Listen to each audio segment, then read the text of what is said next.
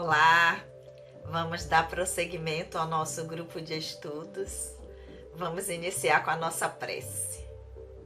Querido amigo, amado Senhor Jesus, mais uma vez em pensamentos nos reunimos em Teu nome.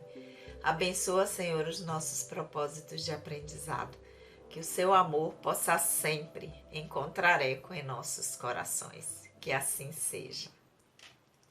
Olá, amigos, mais uma vez estamos de volta. Na semana anterior nós não tivemos o estudo aqui por esse formato no nosso canal. Eu estava com problema de saúde, eu fiquei sem voz mais ou menos uns 3 ou 4 dias e não consegui gravar o vídeo para estudarmos juntos. Também não consegui estar na instituição fazendo o nosso estudo. A minha voz ainda não está 100%, então eu vou pedindo já de antemão desculpa a vocês, porque a voz está voltando, mas ainda não voltou 100%, mas já dá para a gente estudar sim. Na segunda-feira eu já fiz também os trabalhos doutrinários lá da casa doutrinária, e aos pouquinhos a gente vai retornando, né? Porque, afinal de contas, o trabalho nosso de desenvolvimento enquanto espírito imortal, ele não pode parar, né? Então vamos lá, vamos dar prosseguimento ao nosso estudo. Nós que somos o GEOB, o grupo de estudos das obras básicas da Escola Espírita Francisco Xavier, que tem os trabalhos doutrinários acontecendo sempre às segundas-feiras, das 19h30 às 20h30, na nossa casa, e o grupo de estudos das obras básicas às quartas-feiras, às 19h, aqui nesse formato e presencialmente também na nossa casa. Então, quem estiver passando por perto será muito bem-vindo. Então, vamos lá, vamos dar prosseguimento de onde nós paramos. Aqueles que estão chegando aqui pela primeira vez, sejam muito bem-vindos. Meu nome é Sandra Naira. Nós somos o grupo de estudos das obras básicas da Escola Espírita Francisco Xavier e no momento estamos estudando o livro dos Espíritos. Estamos no capítulo 5, onde Kardec faz considerações acerca da pluralidade das existências, que foi o título do capítulo 4 que nós já terminamos.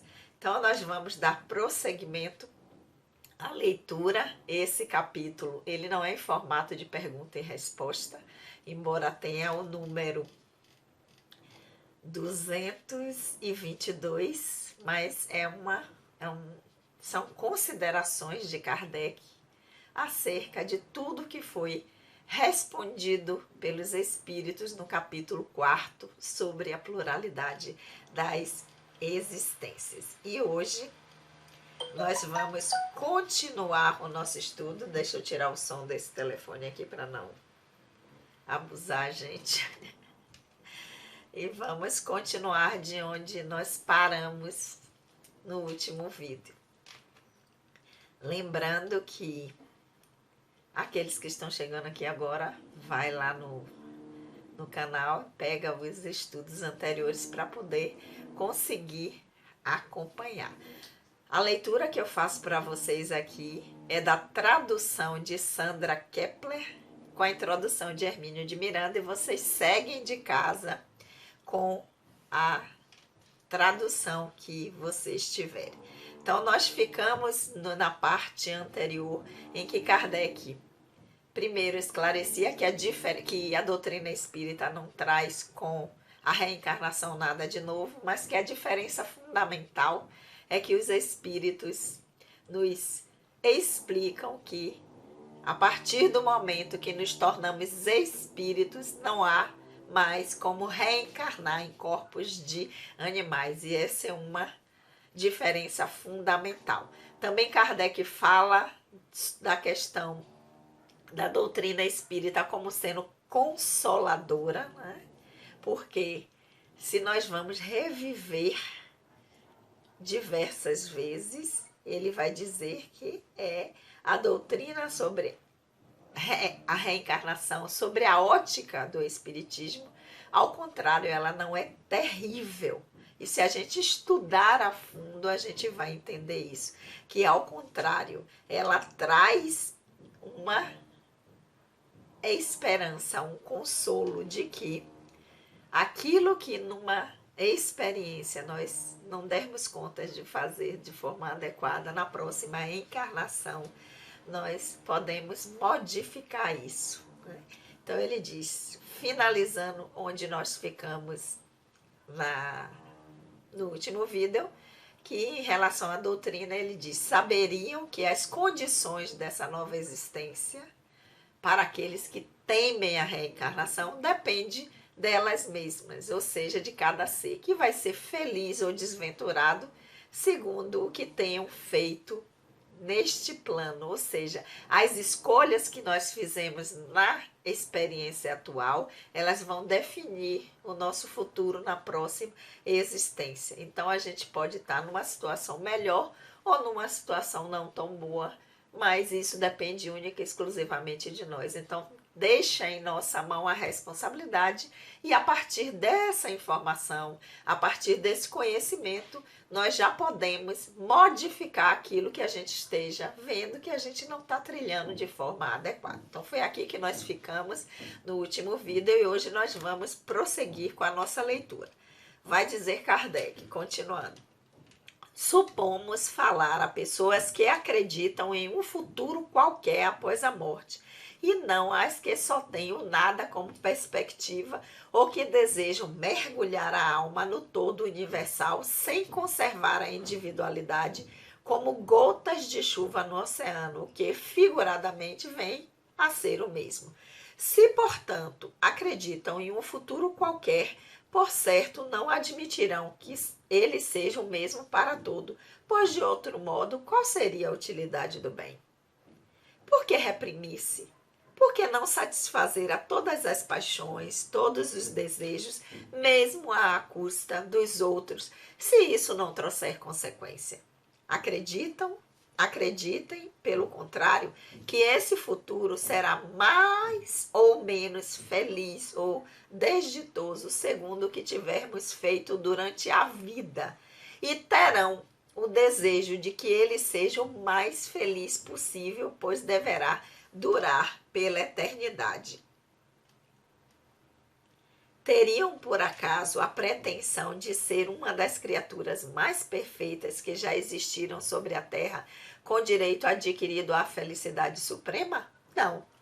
Admite-se, então, que há criaturas que valem mais que outras e que têm direito a uma melhor situação, sem por isso considerar-se entre os réprobos. Pois bem, coloquem-se um instante pelo pensamento nessa situação intermediária e supondo que alguém venha lhes dizer, sofrem, mas não são tão felizes quanto poderiam ser, enquanto têm diante de si seres que desfrutam de uma felicidade perfeita. Querem trocar a sua posição com a deles? Sem dúvida, diriam. O que é necessário fazer? Quase nada. Recomeçar o que fizeram de mal e procurar fazê-lo melhor. Hesitariam em aceitar mesmo ao preço de várias existências em provação?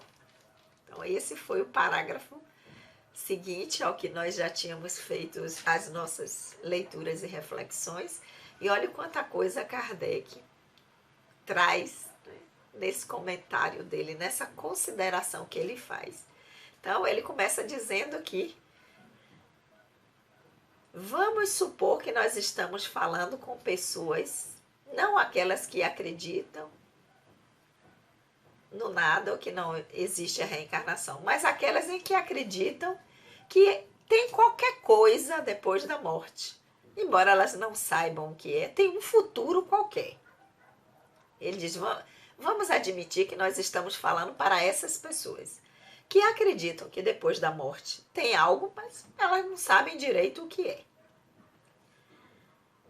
E não as têm como perspectiva, ou que acha que, ou aquelas pessoas que acham que quando a gente morre, a gente volta ao todo universal e se mistura, como se a gente fosse uma porção do divino que saísse. E quando a gente morre, a gente volta para essa porção de novo. Ele diz, ó, dessa forma, a gente não conserva a nossa individualidade. Então eu deixo de ser eu, porque eu me misturo de novo. É como se fosse uma gota que a gente tirasse do mar. E quando ela está fora do mar, ela é uma gota. Ela está ali, tem a sua existência enquanto gota. Só que quando a gente devolve ela para o mar de novo, ela se dilui, deixa de ser uma gota e não tem mais, né? Ela se mistura no todo. Então ele diz, achar que a gente vai, ao desencarnar, ao morrer, se misturar nesse todo é a mesma coisa que não ter nada, porque nós perdemos a nossa individualidade. Então ele continua, se portanto acreditam em um futuro qualquer, por certo, não vai se admitir, já que a gente acredita que tem alguma coisa depois, que esse depois não vai ser igual para todo mundo. É uma lógica, né? Deve ter diferenças, assim como tem aqui na Terra diferenças de classes sociais, diferenças de pessoas que agem de forma ética adequada e outras não. Lá deve ser a mesma coisa, porque se não for assim, o que vai adiantar eu me esforçar para ter uma vida fazendo o bem, o que é ético, o que é correto, o que é adequado para mim, para o outro e para a coletividade, se quando chegar nessa outra vida que eu não sei o que é, todo mundo tem o mesmo destino, não vou perder tempo, não vou fazer nada, não vou fazer nenhum esforço. Então ele diz, também não há de se admitir isso, né? Tem que ter uma diferença. Porque se não tiver uma diferença, qual a utilidade de se fazer o bem? Se quem não faz o bem vai ter a mesma condição. Então ele diz, não tem lógica, isso não seria, né? Então ele diz assim, não dá pra gente imaginar que seria dessa forma. Aí ele diz, agora acreditem o contrário disso, que esse futuro que existe, que eu não sei o que é, ele vai ser menos feliz, ou mais feliz, ou mais dificultoso, com mais dificuldades, segundo o que eu tiver feito aqui. Aí a responsabilidade passa a ser minha. Porque dependendo de como eu vivo, vou ter esse resultado. Aí ele diz, o que é que acontece se a gente tem essa lógica? Nós teremos o desejo, claro, eu vou desejar o quê? Que essa vida que eu vou ter depois e que eu imagino que ela exista, ela seja o melhor possível, o mais feliz possível. Pois já que ela vai durar pela eternidade, que ela seja uma vida que continua de uma forma feliz, de uma forma alegre, de uma forma que me dê conforto, que me deixe bem. Aí ele continua dizendo, então, a gente pensando dessa maneira vai ter a pretensão de que já é uma criatura perfeita, que já tem adquirido a felicidade suprema. Acho que nenhum de nós, né, se acha nessa condição de ter já alcançado isso. Nós sabemos que estamos em processo. Nós sabemos que nós sempre podemos melhorar. Então ele vai dizer, então, mas vamos admitir que tem pessoas que, embora não estejam já nessa condição, mas que tem pessoas que estão melhores do que a outra, que teriam o direito, né, de ter uma consideração, uma condição melhor.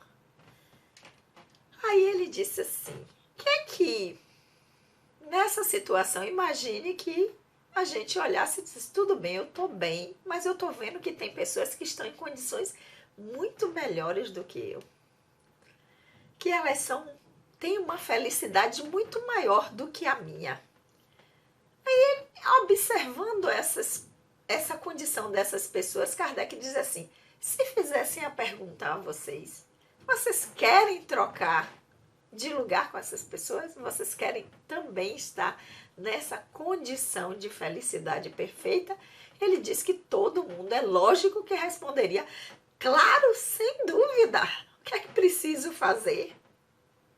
Ele diz que nós automaticamente diríamos que sem dúvida e imediatamente a gente faria logo a pergunta: e o que é que a gente tem que fazer para alcançar essa felicidade perfeita, para estar nessa condição? Ele diz: a resposta seria quase nada. Recomeçar o que fizeram de mal e buscar fazê-lo melhor. Ou seja, você percebeu que nesta vida você fez ou está fazendo de forma inadequada, algo que não é bom nem para si, nem para o outro, nem para a coletividade ao qual está inserida, e modificar isso. Aí ele diz: alguém hesitaria, mesmo ao preço de várias existências, de provas de estar voltando e voltando para consertar? Claro que não, né? Porque nós entenderíamos que a cada volta nós teríamos condições de melhorar mais ainda para alcançar aquela felicidade que vai ser eterna. Que a partir do momento que eu conquistar a condição, porque eu já trabalhei tudo em mim que precisa ser trabalhado, eu vou ter essa felicidade me pertencendo e ela não mais deixará de existir. Então Kardec diz: isso não é muito mais lógico, isso não nos fala muito mais ao coração do que imaginar que nós temos uma vida só. Ok, se a gente está fazendo mais ou menos bem, tá tudo beleza. Mesmo assim, a gente não vai ter aquela felicidade que outros já alcançaram. Mas e se não foi? Como é que fica? Então, a lógica nos leva a pensar que nós podemos voltarmos várias e várias vezes para adequar aquilo que a gente ainda não entendeu é muito melhor para nós. Mas vamos aqui que Kardec vai fazer mais uma complementação para que a gente possa entender ainda um pouquinho mais. Ele vai dizer assim: façamos uma comparação mais prosaica. Se há um homem que, sem estar na extrema miséria, passa por privações por causa da precariedade de seus recursos, viessem a dizer: eis uma imensa fortuna que ele pode ser entregue para desfrutar. É necessário, porém, trabalhar duramente durante 1 minuto. Se fosse o maior preguiçoso da terra, diria sem hesitar: trabalhemos 1 minuto, 2 minutos, 1 hora, um dia se necessário. O que será isso para terminar minha vida na abundância? Ora, o que é a duração da vida corporal em relação à eternidade? Menos que 1 minuto, menos que 1 segundo. Então Kardec faz aqui como se fosse uma metáfora, uma comparação. Ele disse: a gente pensar se vale a pena ou não é como se você pegasse uma pessoa que vivesse não numa extrema miséria, mas passando sempre por muitas dificuldades financeiras, tendo que estar sempre fazendo contas, sempre tendo que dar conta dessa dimensão para poder conseguir sobreviver. Chegasse para essa pessoa que está sempre nessas condições, precisando de dinheiro, precisando de recurso, e dissesse a ele: olha, tem aqui uma imensa fortuna que pode ser sua para você desfrutar como você quiser. Agora é necessário uma coisa: você tem que trabalhar durante 1 minuto para conseguir ter essa fortuna. Kardec disse que podia ser o maior preguiçoso da Terra. E digo mais, o maior preguiçoso do universo, ele diria essa resposta: tranquilo, eu trabalho 1 minuto, trabalho 2, trabalho 1 hora, trabalho o que for necessário. O que é? Ele vai dizer 1 dia, 1 minuto, 1 hora, dias, anos, para levar o resto da minha vida em abundância, com tranquilidade, tendo tudo aquilo que eu mereço. E isso é nada. Então Kardec diz: o que é uma encarnação? o que são alguns anos na nossa vida enquanto espírito imortal. Então, o que é a gente voltar em aprendizados de tempos em tempos para complementar a nossa educação enquanto espírito imortal, se isso vai fazer com que a gente conquiste a felicidade pela eternidade afora. O que é isso? Ele vai dizer o que é a duração de uma vida corporal, que pode levar no máximo 90, 100 anos, né? Hoje em dia a longevidade está chegando a isso. O que é 90, 100 anos perante a vida imortal do espírito? Então isso faz com que nós possamos fazer as nossas reflexões para dizer, eu não preciso esperar desencarnar para voltar de novo, para modificar, porque eu já sei que eu vou ter uma vida futura de acordo com as ações do que eu faço agora, com as escolhas do que eu faço agora. Então eu posso começar hoje. Eu posso começar a partir de agora. Terminou o vídeo, eu já posso fazer uma reflexão de como é que eu estou vivendo a minha vida, como é que eu estou levando esse meu aprendizado para que, identificando aquilo que eu preciso transformar em mim, eu comece a fazer no dia de hoje. Ok, meus amores? Nós vamos ficar por aqui, porque eu também não quero cansar vocês com essa voz. Semana que vem, quarta-feira, às 19 horas, nós continuamos a nossa leitura do capítulo 5, Considerações sobre a pluralidade das existências, do livro 2 do livro 2, Espíritos. Vamos orar? Querido e amado Senhor Jesus, nós te agradecemos por esses momentos de reflexão. Que o teu amor possa sempre encontrar eco em nossos corações. Um beijão no coração de todos. Estava morrendo de saudade. E até a semana que vem.